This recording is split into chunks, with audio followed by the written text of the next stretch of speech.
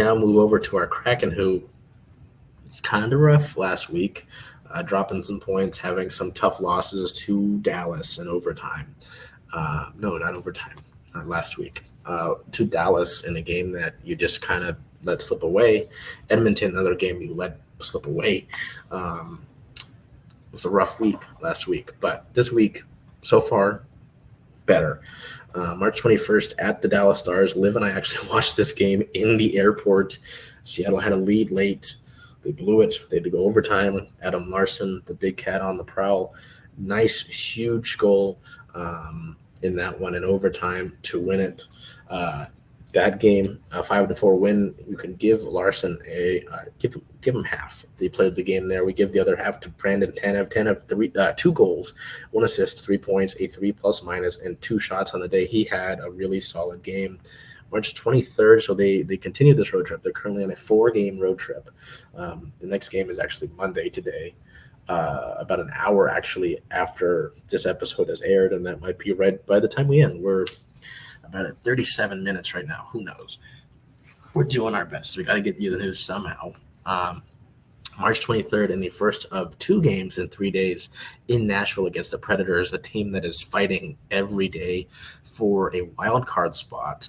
The Kraken would lose that one 2-1 in the shootout. Nashville goaltender UC Saros had an excellent game. But Seattle needs to be better when it comes to scoring.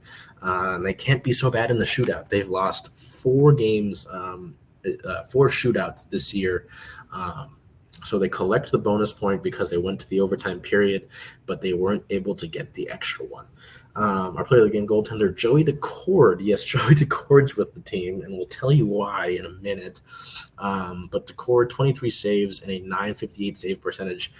Like I said, Saros had a great game in net for Nashville, but Decord had probably just as important of a performance for the Kraken on the other side of the ice.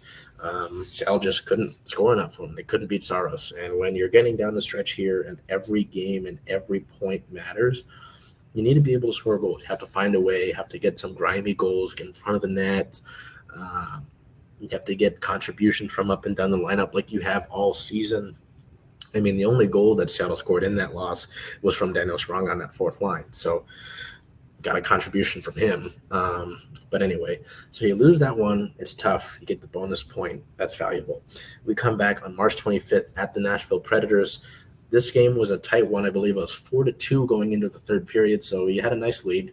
Seattle came out 2 goals in the opening period. Second period was Nashville kind of gets back into it. But then the 3rd period, everything blows up. The Kraken score, I don't know, it might have been 4-1 actually going into the final period. Yeah, because Nashville scored the first goal in the 3rd period, and then the Seattle rattled them off and won. As you can see on that score, 7-2. Our player of the game forward, Jared McCann. McCann, 1 goal, 2 assists, 3 points, a 3+-, 4 shots, 2 hits, and 2 blocks. Another player of the game I want to shout out in that game was Eli Tolvanen. Tolvanen had 2 goals in a revenge game against a team that placed him on waivers. And a really solid effort. It was really great to see Tolvy have a great game against his former team and his former building. Our player of the week is Joey Decord. Now, again, I told you I'd tell you why he's up here, and I will still do that. But we'll go over his play first. So he played in 2 games. He played in both of the games against he played in the Dallas game that they won in overtime, and he played in the game that they lost in the shutout against the Predators in that first of the 2. 2 games played, 48 total saves made of 53, a .905 save percentage, 1 win, and 1 shootout loss. I mentioned the shootout loss because, again, they got to the shootout. A large part of that is because of Joey's play. Valuable points. And Joey Decord, someone who spent a lot of time with the Checkers last year, did spend some time with the Kraken last year, not a ton. Mostly with the Coachella Valley Firebridge this year, and has helped them get to one of the best spots in all of the AHL. he came up in emergency emergency capacity as Philip Grubauer after the Edmonton game. Well, in the Edmonton game, he had to leave because of a non-COVID illness. It was initially ruled as a lower body injury by PR, but then like 10 minutes later, PR said that it was a non-COVID illness, which is interesting enough. He was dealing with that illness. He was still with the team on the road trip on the games against Dallas and Nashville, but he obviously wasn't in goal. And it's very interesting to me, though, that the team brought up the cord and didn't have Jones in. I've been telling you guys about Jones. I told you last week. I told you in the articles. Just remember this. Just remember that. But the cord came up. Was a big help in those games. And then because Grubauer came back and helped them win in that 7-2 game against Nashville, because DeCord was only up in an emergency capacity, he had to be sent back down to Coachella Valley. So people are like, oh, why did he get sent down? I would have liked him to stay up with the roster instead of Martin Jones. I still think that's a decision that when Chris Drieger's ready, they'll get rid of Jones. So that's probably why that couldn't happen. But Joey played well. Joey played well in those two games. Watching those games against Dallas, against Nashville, the goals in Dallas were tough. That one in Nashville, it's a tough situation to put him in. Have to be able to score more for him in that game. DeCord played well. Really liked what I saw from him. But Grubauer's back, and he's your starter. He's your clear starter. He has been for the most part since the calendar year of 2023 has been happening. So, yeah. That is why the core situations take place, and that's what's going on currently. So something my friend Nick has pointed out is we've got this magic number, right? And the Mariners had that magic number with the postseason where every win or loss to other teams that were in the wild card race took place. Seattle would get closer and closer to that playoff berth. Now we've got the same thing going on with the Kraken. They've got their magic number is 13. Every point that they get, whether it's a point in an overtime loss or 2 points per win, helps lower that number. Now, Nashville, every game that Nashville loses, or every point that they lose out on, whether that's they get a point in overtime or they just lose. So if they lose, take 2 points off that magic number. If they get an overtime point, take a point off that magic number. If you see what I'm getting at. So Nashville, we have to – I feel bad because I don't necessarily hate the Predators. I don't necessarily like them. UC Saros is cool, right? Roman Yossi's been okay, right? They gave us Ellie Tolvanen for nothing. So, but until that magic number is 0 and these guys have clinched a playoff berth, we have to be Nashville Predators haters. I'm sorry. It's nothing personal. I don't have any vendetta against the Nashville Predators. We just need them to lose. So I'll try to explain this again. And I'm no great statistician, so don't act like I am. Every game that Nashville loses, flat out loses, regulation loss, take 2 numbers off of that 13, okay? This is the 26th. Yes, the 26th, so that number is 13. An overtime loss, take 1 point off of that magic number. So if they lose in overtime, and if they lost tomorrow, they don't play tomorrow, but if they lost tomorrow, it would be in regulation, it would be 11, right? See where I'm going here? If they lost a overtime game, it would be 12 because they took a point off. See where I'm going here? If the Kraken beat the Wild tomorrow, that magic number goes down to 11. If they go to overtime and lose, it goes down to 12. You see where I'm going, right? And they're not mutually exclusive. We're not just following one, we're following both.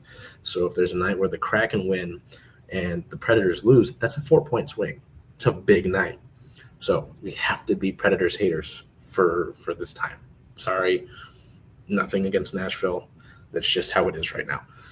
I hope that made sense. I'm sorry. I don't want to sound like I'm explaining anything. I'm not the greatest analyst. I'm not going to claim I am, but that's what we have to look forward to right now.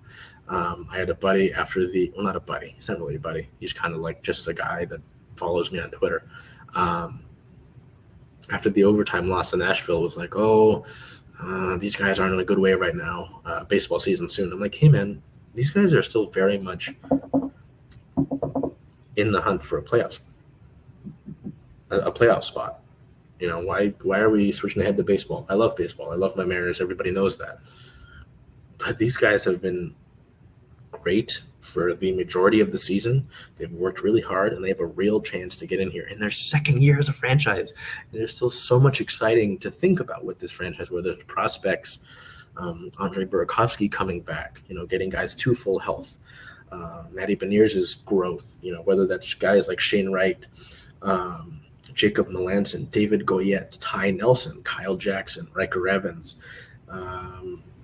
Who else should I mention? There are a lot of again, follow us on the social medias,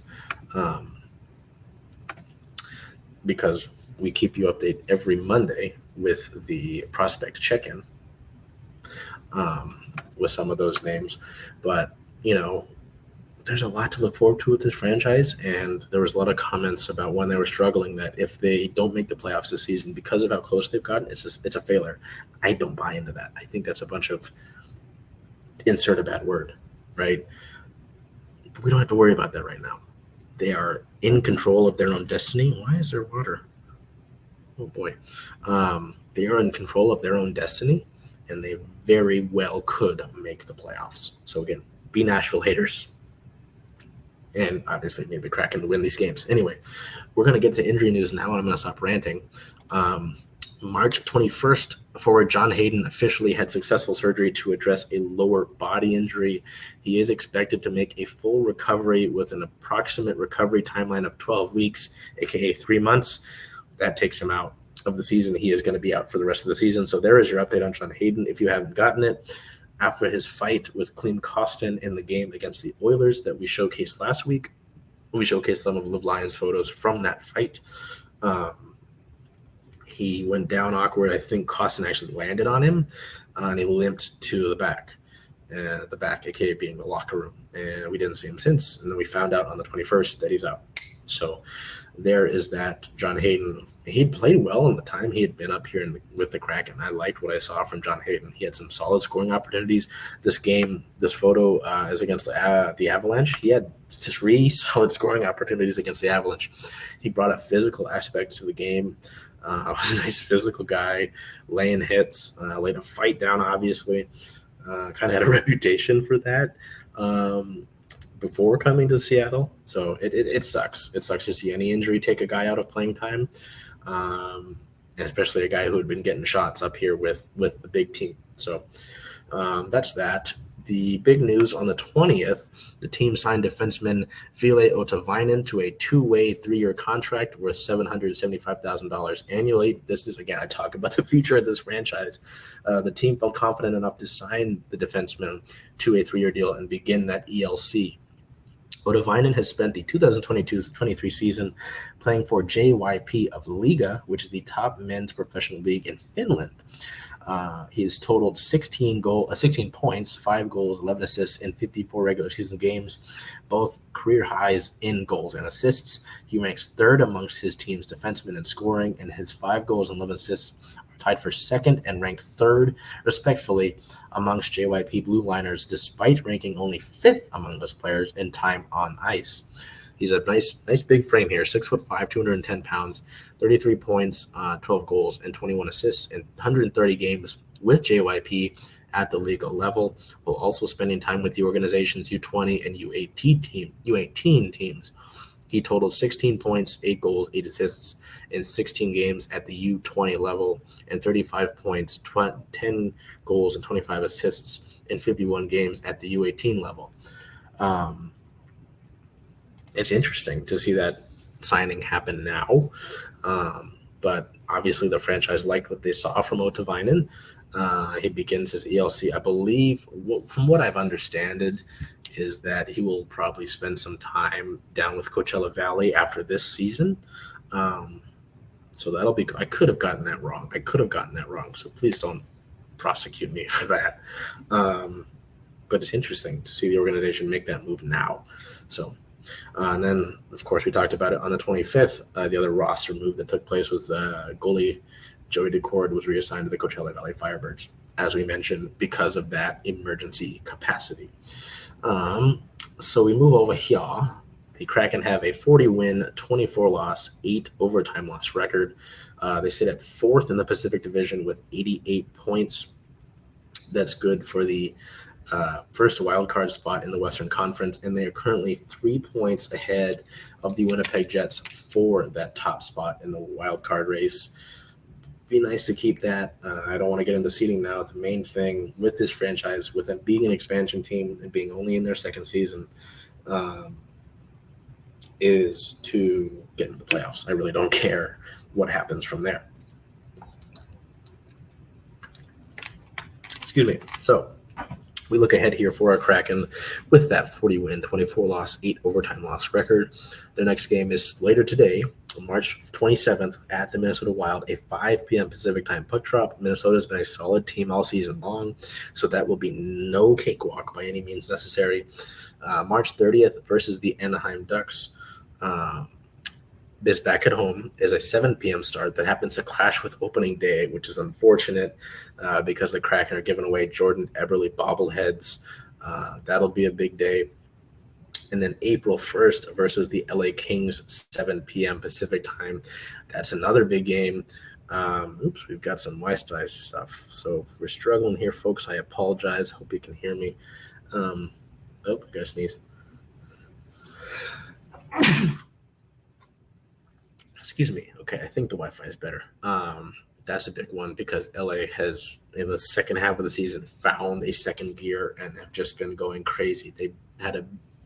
They built a 4-1 lead against the St. Louis Blues in the first period today on Sunday against the Blues, and they had to stave them off in a 7-6 win. So there might still be some holes with the Kings, but we won't get into that.